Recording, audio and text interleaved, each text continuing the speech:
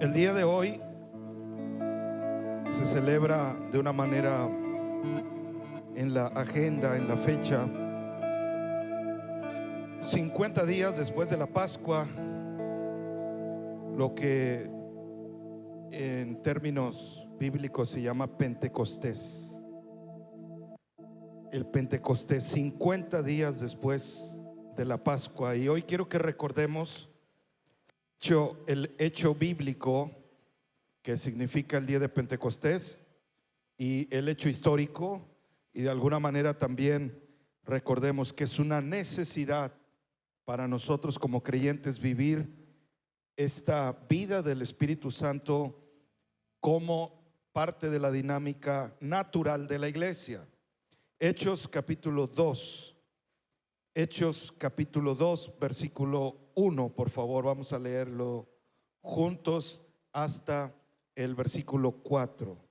Dice la palabra de Dios: cuando llegó el día de Pentecostés, estaban todos unánimes juntos, y de repente vino del cielo un estruendo como de un viento recio que soplaba, el cual llenó toda la casa donde estaban sentados, y se les aparecieron lenguas repartidas como de fuego, asentándose sobre cada uno de ellos. Todos juntos leemos: y fueron todos llenos del Espíritu Santo y comenzaron a hablar en otras lenguas según el Espíritu les daba que hablasen. Señor, oramos hoy en esta conmemoración histórica, que no solamente sea la historia, que no solamente sea el recordatorio, sino que tu Espíritu Santo se mueva en este lugar. Espíritu Santo, la iglesia es el cuerpo de Jesús. Tú vives en tu pueblo. Cada corazón, cada cuerpo es un templo para ti. Tú estás en nosotros y con nosotros. Oramos que seas manifestado a cada vida con poder, así como Cristo lo enseñó, en el nombre de Jesús. Amén. La palabra Pentecostés significa 50 días después. 50 días después ¿de qué? De la Pascua. También se le conocía como la fiesta de los primeros frutos, porque se entregaba a Dios las primicias, las cosechas, las bendiciones. Es la fiesta de la cosecha, es la fiesta donde se empieza a recoger el fruto de la tierra, y tiene un simbolismo espiritual de cómo la venida del Espíritu Santo iba a traer los primeros frutos después de 3 años que Jesucristo estuvo predicando y enseñando. Su iglesia era pequeña, su iglesia era de 120 personas muy comprometidas con él.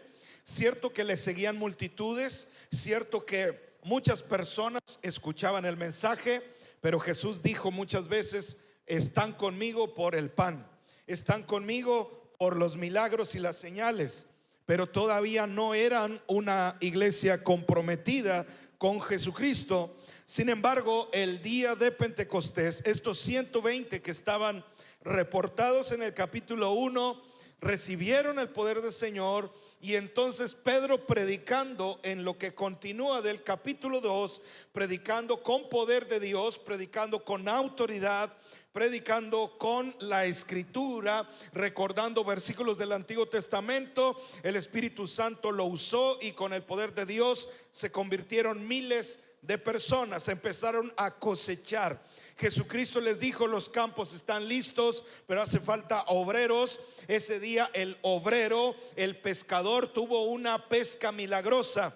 Ese hombre que fue llamado para no pescar más peces, sino ganar almas, ese día se cumplió la profecía de Cristo y él tuvo una pesca milagrosa. Pero esta vez, por el evangelio predicando, mucha gente se convirtió al Señor. Así que la fiesta de Pentecostés tiene un ámbito simbólico, donde por la obra de Jesucristo, por el Cordero Pascual, Cristo, el que derramó su sangre y nos libró de la muerte, tiempo después Él derramaría la promesa del Espíritu Santo. Y esa promesa del Espíritu Santo iba a traer un fruto de crecimiento. Ese crecimiento que hoy se le denomina en el ámbito cristiano evangélico como avivamiento.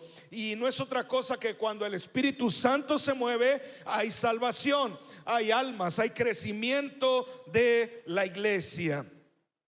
Entonces vemos que hay una importancia en la Escritura. Siempre que el Espíritu Santo va a comenzar algo, o Dios va a comenzar algo, hay un mover del Espíritu Santo.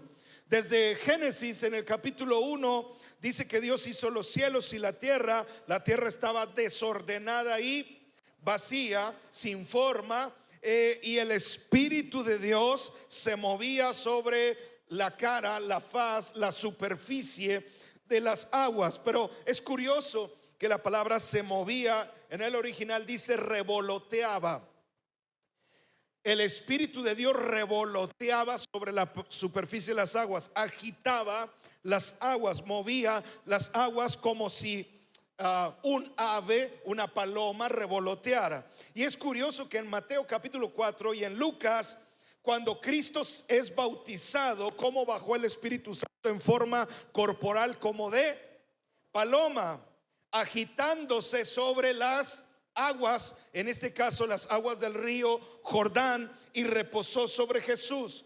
Cuando Dios va a comenzar algo nuevo, hay un mover del Espíritu Santo, hay un derramamiento del Espíritu Santo. Comienza la vida en la tierra, comienza un mover del Espíritu Santo, comienza el ministerio poderoso de Jesucristo, hay un mover, un revolotear del Espíritu Santo. Obviamente Él bajó en forma de paloma, pero no es una paloma, simplemente es una manera retórica de hablar de el mover del Espíritu Santo, cómo Él reposa, cómo Él viene. Ahora, cuando Cristo recibe el Espíritu Santo, dice que Él fue llamado 40 días al desierto por el Espíritu Santo para ser tentado, y luego que superó la tentación, regresó en el poder del Espíritu Santo. La Biblia dice que Jesucristo le estuvo apareciendo después de haber resucitado, estuvo apareciendo 40 días sobre sus discípulos, enseñándoles más cosas y permaneciendo un tiempo con ellos hasta que fue arrebatado a los cielos. Entonces, si sumamos esos 40 más los 3 de días de Pascua y resurrección, da ¿cuántos? 40 más 3 para 57. ¿Cuántos días estuvieron entonces los discípulos, la iglesia de 120 personas, encerrados en ese cuarto en el segundo piso? Aproximadamente estuvieron encerrados 7 días.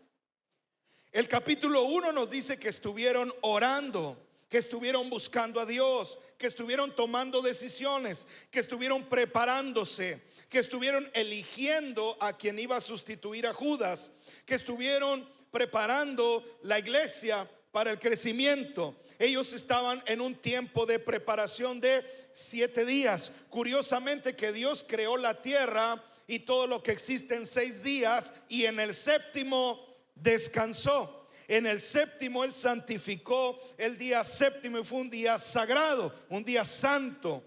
Y es curioso que aquí, por decirlo así, al séptimo día el Espíritu Santo se movió en esta nueva creación que es la iglesia y la empoderó para cumplir el propósito. ¿Para qué vino el Espíritu Santo el día de Pentecostés? Cristo lo enseñó. Y lo vemos en el capítulo 1 de ese libro de los Hechos. En el capítulo 1 Jesucristo dijo, ahí en el versículo 3 nos habla Lucas diciendo: a quienes también después de haber padecido se presentó vivo con muchas pruebas indubitables, apareciéndoseles durante 40 días y hablándoles acerca del reino de Dios. 40 más 3, 43. Nos faltan 7 días. Y estando juntos, les mandó que no se fueran de Jerusalén, sino que esperasen la promesa del Padre, la cual les dijo: oyeron de mí. como aquí está escribiendo Lucas, que es el mismo que escribe el Evangelio, Lucas termina diciendo que Cristo les prometió enviar la promesa del Padre, que es el Espíritu Santo, y ellos van a esperar el ser investidos con el poder que viene de lo alto, con el Espíritu Santo. Aquí, como Lucas está dándole continuidad al Evangelio, el receptor del libro de los Hechos sabe de qué se está hablando, porque eso es como la parte 2 de Lucas. Ahora, versículo 5: porque Juan ciertamente bautizó con agua, mas ustedes serán bautizados con el Espíritu Santo dentro de no muchos días. Recuerda que hablamos de Juan y cómo Juan fue preparador del camino, como Juan tenía un mensaje para traer a la gente una preparación para lo que Dios iba a traer, que Dios no iba a derramar el Espíritu Santo solo porque sí, sino que debería haber ciertas características en la gente, en el grupo, para que recibieran al Espíritu Santo. Así que el Señor los preparó por 3 años, y luego estos 7 días de consagración se convirtieron en un momento muy especial para esta nueva iglesia. Versículo 6: entonces los que se habían reunido le preguntaron: Señor, ¿restaurarás el reino de Israel en este tiempo? 7: les dijo: no les toca a ustedes saber los tiempos y sazones, esa palabra es temporadas, seasons, temporadas, que el Padre puso en esta su sola potestad, pero recibirán poder cuando haya venido sobre ustedes el Espíritu Santo. ¿Qué recibirán? ¿Qué recibirán? Y me serán testigos en Jerusalén, en Judea, en Samaria y hasta lo último de la tierra. ¿Testigos para qué? ¿O testigos por qué? ¿Para qué quieres el poder? Recibirán poder. Se oía muy bonito. Ustedes serán bautizados en fuego. Ustedes recibirán poder dentro de no muchos días. Jesucristo dijo eso en el día 43, dentro de no muchos días. Faltaba una semana. Ustedes recibirán poder, ustedes recibirán fuego, serán bautizados en fuego. Ya fueron bautizados en agua, ahora hay un simbolismo. Ahora vamos con el significado. Serán bautizados en fuego. Si el bautismo en agua significa muerte a mi carne, significa dejar mi pasado atrás y decidir caminar con Jesús en una vida nueva. Si el bautismo en agua tiene un simbolismo de ser lavado de mis pecados, de ser limpiado por el Espíritu Santo y su palabra y por la sangre de Jesús, ¿qué significa el bautismo en fuego? Generalmente, como somos cristianos evangélicos pentecostales, creemos que el fuego, llegamos a considerar que fuego es la expresión del gozo, que fuego es la expresión de la algarabía, que fuego es la expresión del júbilo, que fuego es la expresión de el movimiento evangélico pentecostal, con el hacer mucho fiesta, digamos, de esa manera. Pero en realidad el fuego quema, el fuego purifica, el fuego mata. Si había que morir en agua para que simbólicamente estamos expresando que fuimos limpios, acá habla de una purificación aún más masiva, más grande, más fuerte. Habla de estar ardiendo, de estar siendo renovado por el poder del Espíritu Santo de una manera constante, siendo purificados como el oro. La plata, el oro son pasados por el fuego, y hay muchos símbolos bíblicos del Antiguo Testamento de la purificación de su pueblo pasado por fuego. Y este fuego es un fuego de reparación, de restauración, de purificación. Así que lo que el Señor está hablando no es simplemente una cuestión de una manifestación física, sino una muerte al pecado, de una consagración a Dios para poder servirle como un vaso útil. Serán bautizados por el Espíritu Santo dentro de no muchos días. Y ese bautismo sería poder. Pero ¿para qué queremos el poder? Nosotros hablamos de fuego, hablamos de poder. Es una palabra muy repetitiva en el movimiento evangélico pentecostal: fuego y poder. Y así hay canciones, así hay eventos, así hay campañas, así hay sin número de cosas que tienen que ver con esos dos términos. Pero Cristo dice: ¿para qué es el poder? ¿Cuántos quieren poder de Dios en sus vidas? ¿Cuántos quieren poder de Dios en sus vidas? Aquí nos dice: recibirán poder y me serán testigos. ¿Me serán qué? ¿Para qué nos da el poder? Poder para ser testigos. Y la palabra testigo viene de una palabra griega que significa mártir. Y ahí es donde cambia el concepto. Yo pienso que fuego y poder es estar encendido y estarme moviendo y danzar y brincar y llorar y hablar en lenguas. Es posible que ese fuego sí trae estas formas de manifestación externa, sí trae consecuencia, sí trae esta manifestación, sí puede ser uno de los efectos del fuego. Sin embargo, el propósito no es ese. Ese es un efecto, pero el propósito es que tú seas un mártir para Dios. Y los judíos saben perfectamente lo que es un mártir. Saben perfectamente que es un mártir. Es una persona que es capaz de dar la vida por lo que cree y por lo que vio. Mártir es una persona que está dispuesto a testificar y poner su vida de por medio, diciendo: arriesgo mi vida y juego mi vida con tal de decir que lo que vi es verdad. Una de las objeciones de la realidad y la verdad del evangelio ha sido que todo esto fue un invento y que lo inventaron los judíos para controlar el mundo. Usted se va a encontrar en una generación que va a decir eso. Hoy que hay tantas personas que tienen un punto de vista negativo hacia el Estado de Israel, una cosa es el Estado de Israel y otra cosa es el Israel de Dios. ¿Me explico? Así como religión es una cosa y pueblo de Dios es otra cosa, porque dentro de la religión está el pueblo de Dios, pero no todos los que están en la religión son el pueblo de Dios. Al final Él va a separar, dice, a la derecha a su pueblo y a la izquierda a los que no son su pueblo.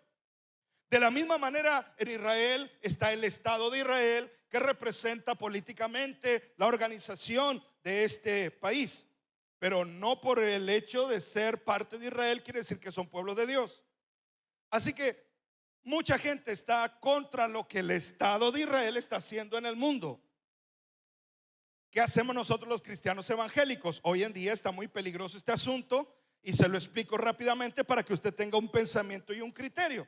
Por ejemplo, a Donald Trump le acaban de hacer una estatua dorada al puro estilo de los cananeos, ¿verdad? A su héroe. Cristianos evangélicos hicieron un culto enfrente de la estatua dorada a Donald Trump, lo cual nos habla de un abierto desconocimiento de muchas cosas y una exageración política. ¿Por qué? Por el hecho de estar a favor del Estado de Israel. Amamos a Israel, pero no estamos de acuerdo con todo lo que Israel hace. Sería como decir: si Israel manda a matar personas inocentes, qué bueno que lo haga. No estamos de acuerdo con eso. Obviamente, porque Cristo vino a cambiar la historia y en el evangelio dice que ames a tus enemigos. ¿Cierto o no es cierto? Así que ya muchas cosas que el Estado hace no son correctas, pero el punto es que muchas veces el mundo, viendo lo que el Estado de Israel sigue haciendo, dice: la Biblia es un invento, lo hicieron los judíos para controlar al mundo. Independientemente de lo que el Estado de Israel haga, independientemente de los errores que la religión ha cometido, la religión, no el pueblo de Dios. Por eso quiero hacer esa diferencia. Por eso quiero hacer esa separación de ideas, porque yo no puedo decir la iglesia, porque la iglesia de Dios es pura y es sin mancha y es perfecta y es la novia de Cristo y hay que respetarla. Es como si alguien hablara mal de tu esposa y tú dices, ah, sí, dale con todo. No, no, no. Se defiende, se ama, se protege. Nosotros somos los amigos del novio. Tenemos que cuidar a la novia y decir, la iglesia de Cristo es limpia, la iglesia de Cristo es sin mancha. Pero la iglesia habita o cohabita junto con el Estado de Israel, y la iglesia cohabita con un mundo de religión donde no toda la religión es correcta y no toda la religión es el pueblo de Dios. Pero ¿qué hacemos en ese mundo? Necesitamos al Espíritu Santo. Necesitamos al Espíritu Santo. Él cada cierta temporada hace lo mismo: derramar su gloria, su poder, su autoridad. Pero ¿para qué? No únicamente para tener esta algarabía de decir yo tengo el fuego, sino realmente convertirnos en personas que estamos dispuestos a dar la vida por Dios, a dar la vida por Jesús. Me serán mártires. El pueblo judío sabe entonces qué es ser un mártir: aquel que está tan seguro de sus convicciones y de la verdad que ha conocido, no solo porque la ha recibido, sino porque la ha experimentado. Mártir es uno que dará la vida por lo que sabe, porque lo vio. Porque lo vio. Delante de un juez puede decir, mi vida está de por medio de que digo la verdad porque yo lo vi. Por eso Juan dice lo que hemos visto y lo que hemos oído. Estábamos leyendo Apocalipsis el miércoles, y Juan dice, de lo que yo vi y de lo que oí y de lo que estamos seguros que es así porque nuestros ojos lo vieron. La obra del Espíritu Santo en nosotros como iglesia no es solo que podamos brincar, danzar, correr y celebrar. Ese es el efecto de sentir su poder y su presencia que no se puede evitar. Y si usted ha recibido esa presencia de Dios, usted sabe que el cuerpo tiembla, usted sabe que uno se emociona, usted sabe que uno quisiera salir corriendo de la silla, usted sabe que uno quiere gritar, uno tiene una euforia por la presencia de Dios en uno, porque no se puede contener. Si los cielos de los cielos no pueden contenerlo, cuanto menos nosotros. Mucha gente se pregunta, ¿y por qué se caen? ¿Por qué tiemblan? ¿Por qué lloran? Si lo sintieras te darías cuenta que es un poder que sobrepasa cualquier situación humana. Él te toca y tu cuerpo lo sabe. Tu cuerpo no puede comprenderlo, pero reacciona a esa presencia maravillosa de Dios. ¿Cuántos dicen amén? Pero ese es solo el efecto. ¿Cuál es el propósito? El propósito es que tú seas un cristiano tan seguro de lo que has vivido, tan seguro de lo que has experimentado, que tú eres capaz de decir, si me ponen enfrente una pistola y me dicen niega a Jesucristo y vives, o dime que Cristo es mentira y que Él no es Dios, o ¿cómo estuvo? Sí, ¿verdad? Ya me revolví, pero usted me entiende. Te ponen la pistola, niega a Jesús y vives. Confiesa a Jesús y mueres. Ahí usted no va a decir, no va a hablar en lenguas, o posiblemente, si hay testimonio de personas que han hablado en lenguas en esa situación y Dios ha cambiado las cosas, pero usted no se va a poner ahí a correr o a arrebatar o a voy a dar un grito de júbilo.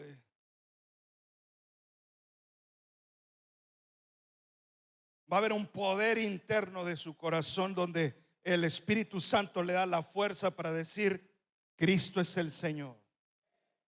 Justamente esta semana estábamos en clase en la licenciatura de teología y nos tocó que compartió un misionero de Puertas Abiertas, que es un ministerio que da apoyo a cristianos perseguidos en todo el mundo, y platicaba cómo en lugares donde el Islam es muy fuerte en contra del cristianismo, que hay esta hipocresía, ¿verdad?, en la religión, donde el Islam en países libres crece y se manifiesta como lo mejor del mundo, pero en países donde hay cristianos y ellos tienen el poder, matan a los cristianos. Es una realidad en este mundo en el que vivimos. No estamos allí todavía, pero una de las suposiciones es que la religión del anticristo tendrá que ver con este tema, porque ya es la tercer movimiento religioso más grande y potente de todo el mundo, ¿verdad? Está lidiando contra el cristianismo clásico, contra el catolicismo y contra ahora el Islam como una tercera fuerza en el mundo que ha prosperado bastante. Y esta religión, dice este misionero de Puertas Abiertas, llegaron a la casa de un pastor y lo amenazaron y le dijeron: niega a tu Dios. Primero dime si tú crees que Jesús es Dios. Si tú me dices eso, mueres. Fíjese qué importante, una pregunta cristológica. No le preguntó: ¿hablar en lenguas es para todos o es un don? Ese debate ha estado siempre entre denominaciones. Si la única manifestación del Espíritu Santo es hablar en lenguas como evidencia de que fuiste bautizado, o si hay otras evidencias aparte de hablar en lenguas. No le preguntó eso. No le hizo una pregunta denominacionalista. No le hizo una pregunta sobre cuál es el grupo cristiano más histórico. Si los bautistas, los metodistas, los luteranos, los anglicanos.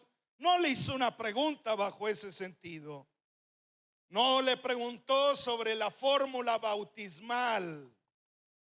No le preguntó si se bautizan a qué edad, porque unos dicen que desde niños, otros de adolescentes, otros de jóvenes, otros de adultos. No le preguntó eso, le preguntó y le dijo: si tú me dices que Cristo es el Dios verdadero, mueres. Es una pregunta importante. ¿Por qué? Porque ellos también creen en Alá.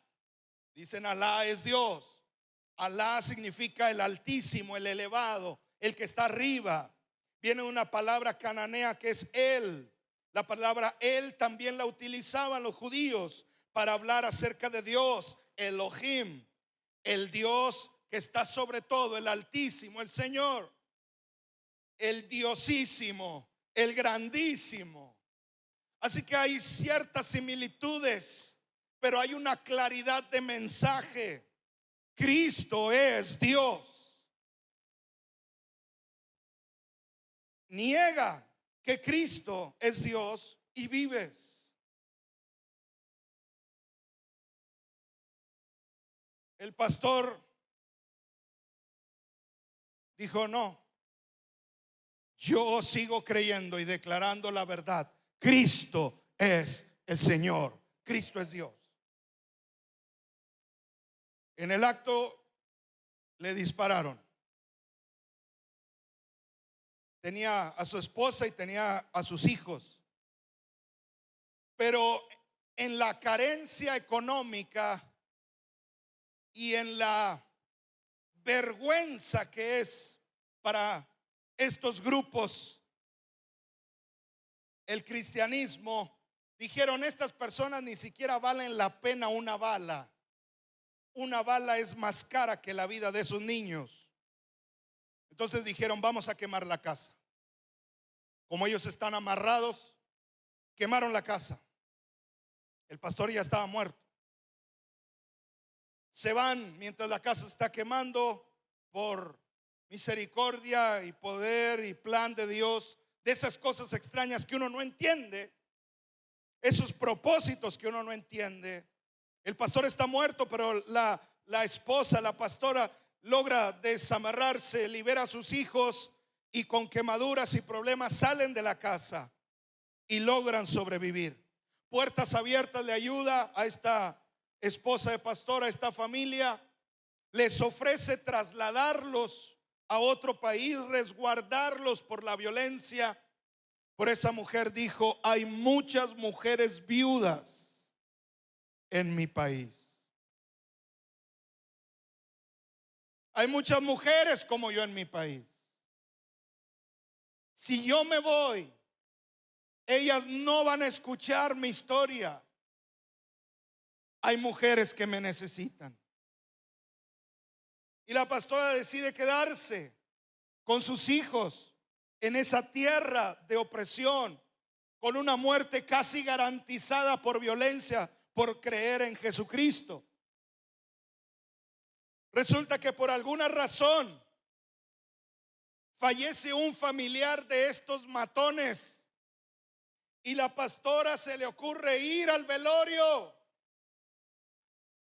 y abrazar a la familia del matón, y le preguntan: si yo maté a tu esposo, ¿por qué vienes? ¿Por qué me abrazas? Si sabes lo que hice. Y ella le dijo: es que yo sé que tú no tienes un Dios que te consuela, pero yo tengo a Jesucristo, quien me consoló a mí cuando estuve en mi momento más triste y me dio la fuerza para venir y decirte que hay consuelo en Jesucristo, que yo tengo un Dios que está conmigo en mi adversidad. Y eso causó una revolución en el pueblo, porque una mujer no habló en lenguas, no salió corriendo, no gritó un grito de júbilo. Se mantuvo. Un pastor murió por la verdad y su familia se sostuvo en la verdad, y eso trajo un cambio en esos pueblos. Ese es el propósito del Espíritu Santo. Si nos da esa bendición de sentir, si nos da esa bendición de llenarnos, pero hay una razón. Ve y sé un testigo de Jesucristo. Ve y habla de lo que has visto y has oído. No tienes que hablar de otra cosa más que tu testimonio. Me serán testigos, darás testimonio de lo que has visto y lo que has oído, de lo que Cristo ha hecho en tu vida. Es el Espíritu Santo el que los va a sostener, dice, en Judea, en Samaria y hasta lo último de la tierra. De este hecho histórico han pasado 2000 años casi, y por mucho tiempo y en muchas formas el diablo ha perseguido a la iglesia y el diablo ha querido destruir a la iglesia, pero la iglesia ha permanecido porque hay gente llena del Espíritu Santo, que cuando viene la adversidad no renuncia a Cristo, se mantiene como un mártir que dice: yo sigo en la verdad, me vaya bien o me vaya mal, yo decidí seguir a Cristo y con Cristo me quedo. Eso ha mantenido a la iglesia por 2000 años. No fue la música, no fueron los micrófonos, no fueron las pantallas, no fueron los templos grandes o pequeños. Hay templos en África hechos con palos. Hay lugares donde se predica bajo de un árbol. Hay templos hermosos, dorados y llenos de mármol y con mucho lujo. Hay bodegas como esta que no son muy elegantes y no tienen las mejores comodidades. Hay iglesias que se reúnen abajo de un río. Hay grupos de 10,000, de 20,000, como en Corea, donde están las iglesias más grandes del mundo, con muchos pisos, donde cada piso es una iglesia y se congregan miles y miles de personas. Y hay iglesitas donde solo es el pastor y 2 almas que están escuchando, pero la promesa fue la misma: donde están 2 o 3 en mi nombre, yo estaré allí en medio de ellos. El poder de Dios se manifiesta en la iglesia. ¿Para qué? Para testificar de Jesucristo. Gente capaz de dar la vida por el Señor. Finalmente, históricamente hablaré un poco sobre por qué nos llamamos pentecostales. Hay una realidad en la que el pentecostalismo es prácticamente como un movimiento denominacional, tiene poco tiempo comparado con los que surgen después de la Reforma. La Reforma cristiana fue alrededor del año 1500, donde empiezan a surgir grupos con una identificación particular. Porque hay una identificación particular meramente por uno, la revelación de la Biblia que en su momento ellos están recibiendo, porque es parte de la obra del Espíritu. Ejemplo, a Estados Unidos llegaron un grupo de cristianos llamados los puritanos. ¿Los qué? Puritanos. Y ellos reciben esta revelación de que están en un mundo pecaminoso y hay que guardarse para el Señor en consagración, en santidad. Así que ellos son cristianos, pero viviendo en un mundo de tanta perversidad, deciden promover un mensaje, sí, de Cristo, pero llevar a la gente hacia una vida de santificación. Tenemos, por ejemplo, a los metodistas, que ellos no empezaron llamándose metodistas porque quisieran, así les pusieron de apodo, porque para todo tenían un método. Los hermanos Wesley, viniendo de una mamá que tenía un horario para todo, la mamá les puso un horario. Ustedes lo primero que tienen que hacer en el día es salir a correr. Hacían ejercicio, lo primero. Y después bañarse, comer algo y luego tener un tiempo de oración. Y luego las clases. Y luego la Biblia. Y luego para todo tenía un horario metódico. Por eso cuando ellos crecen y empiezan este mover de Dios, de la iglesia wesleyana, cristianos, ponen un énfasis sobre punto número 1, 2, 3 y 4, listas de cosas, hacer procedimientos, buscar métodos, y por eso se les llamó metodistas. Los bautistas, ¿por qué? Porque una rama de los bautistas bautizaban niños, y era de las primeras experiencias que creían que los cristianos deberían tener. Si hoy recibes a Cristo, hoy te tienes que bautizar. Entonces, al bautizar inmediatamente a las personas les llamaron bautistas. Unos creían que sí había que bautizar niños y otros no. Hay diferentes corrientes y ramas. O sea que del 1500 para acá surgieron. Pero atención, la clave es que aunque somos una familia multiétnica, una familia tribal, mis hermanos bautistas, mis hermanos metodistas, mis hermanos que tienen otra forma de expresar su culto, la dirección de su iglesia o sus procedimientos, todos reconocen que Cristo es Dios, que Cristo es Señor, que la Biblia es el único libro de autoridad espiritual para creer la verdad de Dios, que Cristo es verdad y su palabra es la verdad, y que reconocemos la obra de Dios en su palabra revelada como un Dios Padre, Dios Hijo y Dios Espíritu Santo, la doctrina de la Trinidad. Sobre esa base de Dios, sobre esa base cristológica y sobre esa base bibliológica, la doctrina de la Biblia, todos creemos y estamos de acuerdo en que los fundamentos están firmes. Si a ti no te gusta la música rap, si a ti te gusta más la música clásica, eso no nos separa de Cristo. Cristo es el único que trae salvación. Así que puedo amar a mis hermanos de otra tribu, por decirlo así, porque a ellos manifiestan su amor a Cristo de otra manera.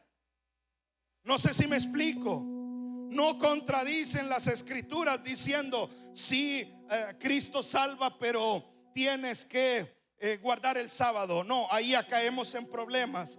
Cristo es el único medio de salvación. No te salva el sábado, no te salva no comer o comer cierta carne, no te salva tomar café o Coca-Cola o no hacerlo. El único medio de salvación es Cristo. Eres salvo por la fe, por la gracia de Dios, creyendo en Jesucristo, que Él vino al mundo, que Él murió, que Él resucitó, que Él volvió al cielo y que prometió regresar. Cristología, la base de Cristo firme.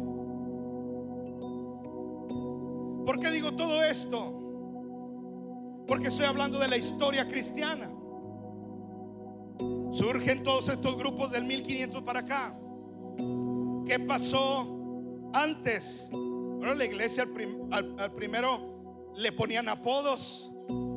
Los cristianos, los del camino, los del pescadito. Se ha visto que hay símbolos cristianos como ese que traigo aquí en la corbata, que es un pez, un pescadito, ¿verdad? Que vienen palabras o letras griegas, ixoiel lo leemos, pero significa Jesús, Dios, Hijo de Dios. Les llamaron de muchas maneras hasta que en el siglo IV, bajo el Imperio Romano, el cristianismo se vuelve políticamente establecido como la religión oficial romana y surge lo que en la iglesia se llamó la Iglesia Católica, Apostólica y Romana. Dentro de ese grupo estaban todos los creyentes y fue una etapa bonita porque el cristianismo dejó de ser perseguido. Pero al dejar de ser perseguido el cristianismo, entonces surgen los excesos. Cada vez que aprendemos a estar cómodos sin representar a Cristo y dar la vida por Él, y solamente recibir, surgen los problemas. Empiezan a surgir las herejías, empiezan a surgir cosas que están por encima de la escritura. Se empieza a hacer la escritura por un lado y se va más por la costumbre, la tradición o el autoritarismo de los líderes. Así que haciéndose a un lado la escritura, comienzan los problemas. Y durante 1000 años la iglesia estuvo lidiando con estos problemas hasta que el Espíritu Santo decidió traer un cambio que nos ha llegado a nosotros. Ese es un panorama muy escueto, rápido y lineal sobre la historia de la iglesia. Pastor, ¿y dónde están los pentecostales? Ya le digo. En el año 1900, 1910, 1920, en ese trayecto de la historia, hay unos jóvenes que están en la escuela bíblica en Estados Unidos y ven estas escrituras, Hechos, el libro de los Hechos, bajo un tiempo en el que lamentablemente las organizaciones religiosas cristianas evangélicas cayeron en la comodidad. Porque cuando vienen los avivamientos de 1800, finales del 700 a Estados Unidos, con los visitantes de Europa que vienen y traen una renovación espiritual, casi siempre después del avivamiento viene una comodidad, viene un cristianismo de nombre. Yo soy cristiano porque voy a la iglesia, pero no está viviendo de acuerdo al evangelio de Jesucristo. No están viviendo en la presencia del Espíritu Santo. Puede ser que tienen mucho seminario, puede ser que tienen mucha educación teológica, pero no tienen la vida del Espíritu. Es entonces que estos jóvenes dicen: sabemos mucho, tenemos mucha Biblia y mucho conocimiento, pero yo veo que el Espíritu Santo se mueve. Y estos jóvenes empezaron a orar. En Topeka, Kansas, empiezan a orar. Espíritu Santo llena la iglesia. Empezaron a decirle al Señor: manifiéstate como en el Pentecostés. Y de repente empezó a haber manifestaciones de Dios como en las escrituras. Los jóvenes fueron llenos del Espíritu Santo como fue prometido en las escrituras. Los maestros empiezan a enviar a estos jóvenes a hacer misiones y empieza a surgir una iglesia renovada y fortalecida, que el efecto de la predicación de la iglesia era señales y milagros. Así surge ese lugar llamado el templo de la calle Azusa, o el avivamiento de la calle Azusa, donde un predicador de piel oscura, un moreno, empieza a predicar y Dios hace milagros, y ese pequeño grupo se volvió muy importante, y de ahí surgieron muchos misioneros, y esa historia recorrió el mundo, y muchas partes del mundo vinieron a visitar ese lugar porque había un epicentro del mover del Espíritu Santo en ese lugar, como en el día de Pentecostés. Ese mover entre 1900 y 1920 produce grandes denominaciones como Asambleas de Dios, entre otras, que empiezan a recorrer el mundo predicando Jesucristo. Entre esas vienen los misioneros que conocemos, que fundaron Príncipe de Paz en México, y recorre el mundo la palabra de Dios bajo una expectativa de una necesidad, de la llenura, de la presencia, del poder de Dios, avivando, fortaleciendo, empoderando a la iglesia. Y los milagros no son otra cosa más que una presentación para el mundo de que Dios es verdad, de que no es una filosofía, no es una religión, es una realidad. Cristo no nada más es una religión, Cristo no nada más es una idea, Cristo es vida. Cristo restaura matrimonios, Cristo sana, Cristo libera, Cristo echa fuera demonios. Hay poder en el nombre de Jesús. La iglesia empezó a moverse, y como se fundó sobre la idea de Hechos capítulo 2, fue llamada Iglesia Pentecostés, Iglesia Pentecostal. Desde allí. Pero, diga conmigo, pero, como siempre, una ausencia de escritura, una ausencia de fundamento, lleva a que la iglesia se separe otra vez. Y ahora en un retiro juvenil vienen personas que dicen: tuve un sueño y en él Jesús me dijo que no hay tres, que nada más hay uno. Y sacan versículos para decir que nada más hay uno y que no son tres. Y los hay. Dios es uno. Éxodo capítulo 6, perdón, Deuteronomio 6. Dios es uno. Pero no está explicando que no exista Dios Padre, Dios Hijo, Dios Espíritu Santo. Más bien está diciendo que no hay tres dioses, hay un solo Dios que se manifiesta en tres personas. Es complicado de entender para la lógica, pero también para mi lógica loca es hermoso. ¿Por qué? Porque Dios es tan complejo, tan grande, que es uno y que es tres. Y es tan maravilloso pensar en eso, porque no lo puedo poner en una cajita y decir: voy a limitar a Dios, que Dios haga esto que yo quiero. Sino que Dios es tan grande que aún mi cabeza no lo puede llegar a comprender. Pero yo creo, porque desde Génesis hasta Apocalipsis habló Dios Padre, habló Dios Hijo y habló Dios Espíritu Santo. Pero esa doctrina fue atacada y surge otro grupo llamado también pentecostal, pero que no cree en la Trinidad, solamente en Jesús. Por ignorar las escrituras en conjunto, viene una división que ha pasado a lo largo de la historia. Problemas por no entendernos,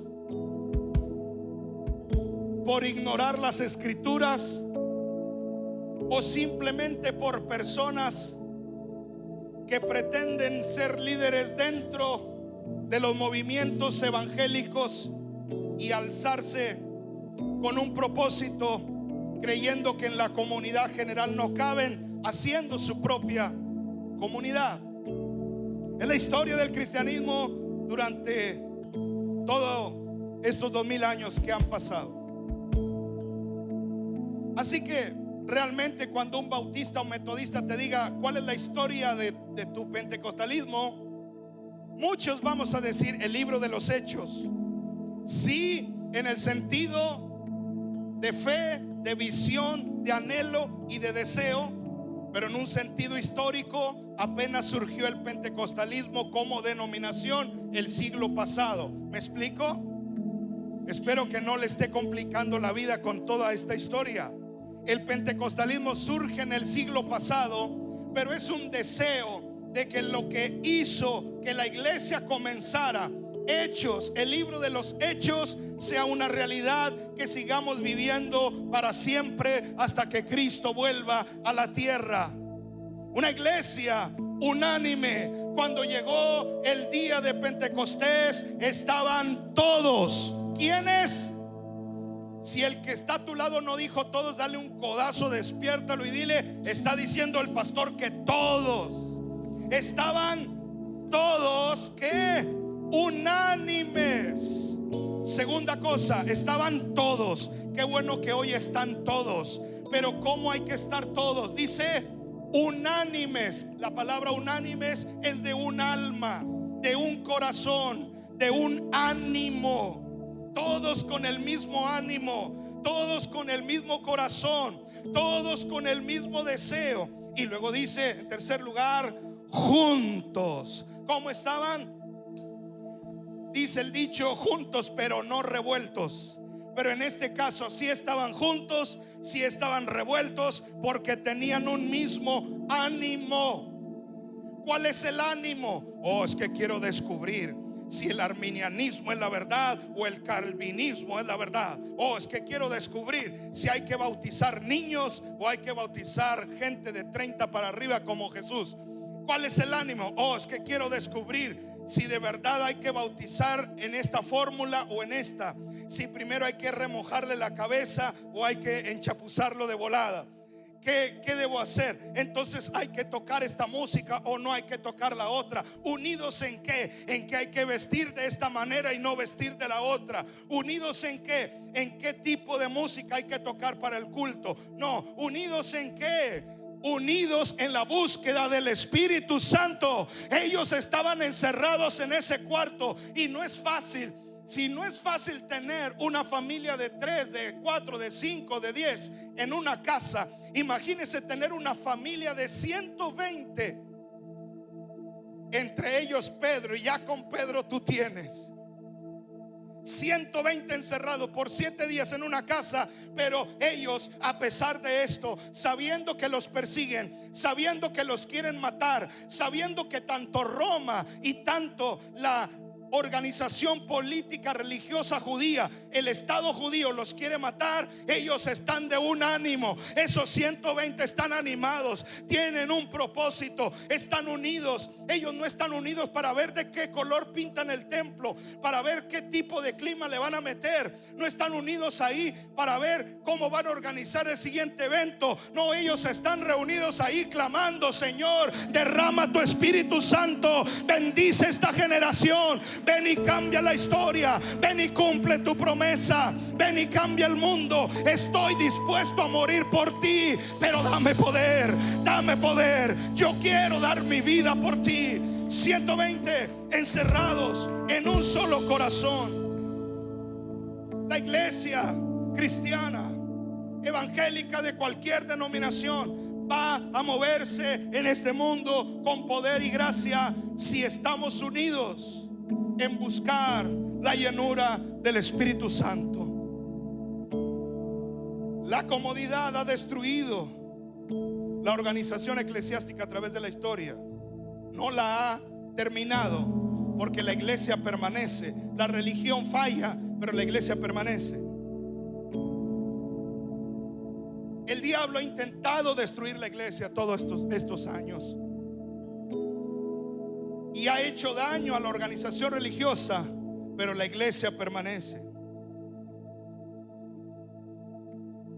Desastres naturales han venido y han golpeado al mundo, y entre ellos a la iglesia.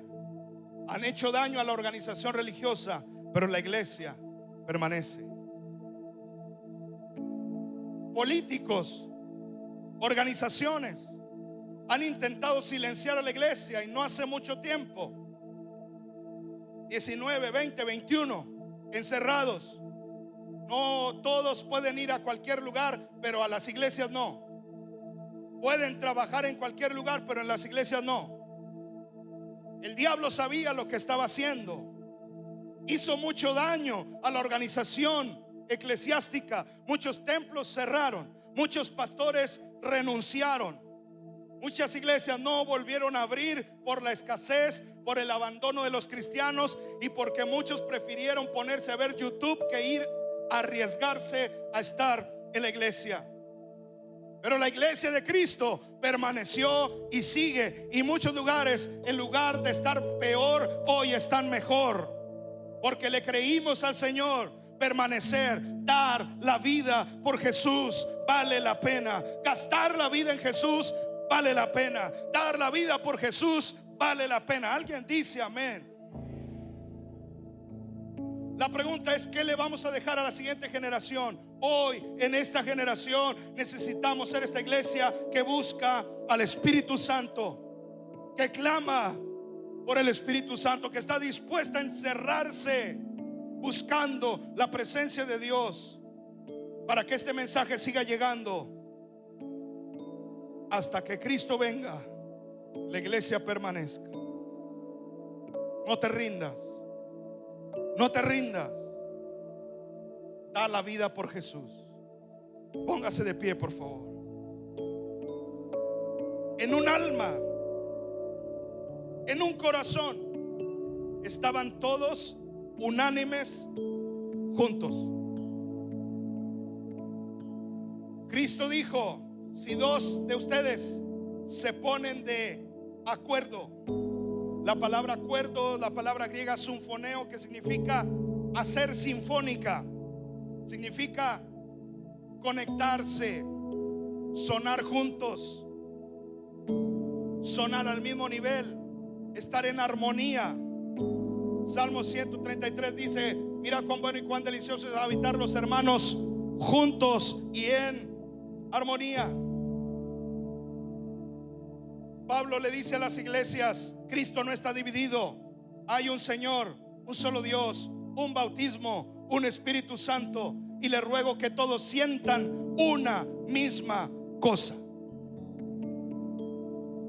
Quiero que voltees a ver al que está ahí a tu lado y le digas: a veces siento distinto que tú. ¿Sí o no?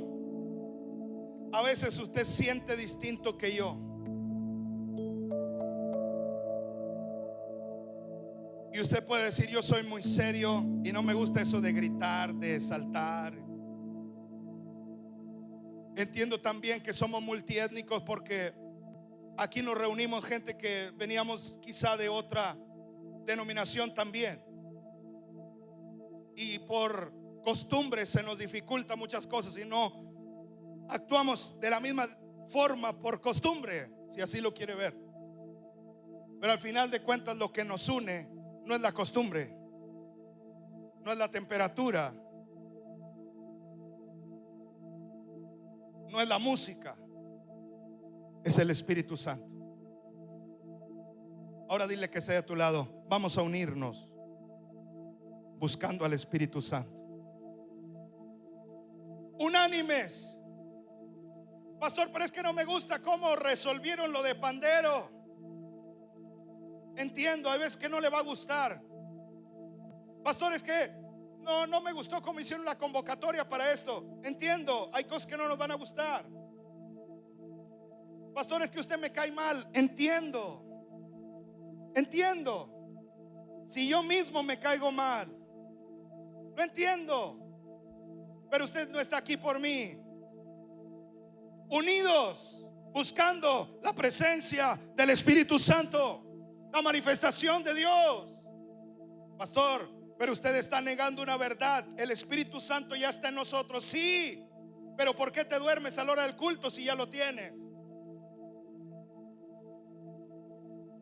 Pero es que yo tengo la doctrina de que el Espíritu Santo vive en mí. Sí, pero ¿por qué sigues maltratando a tu esposa si ya lo tienes?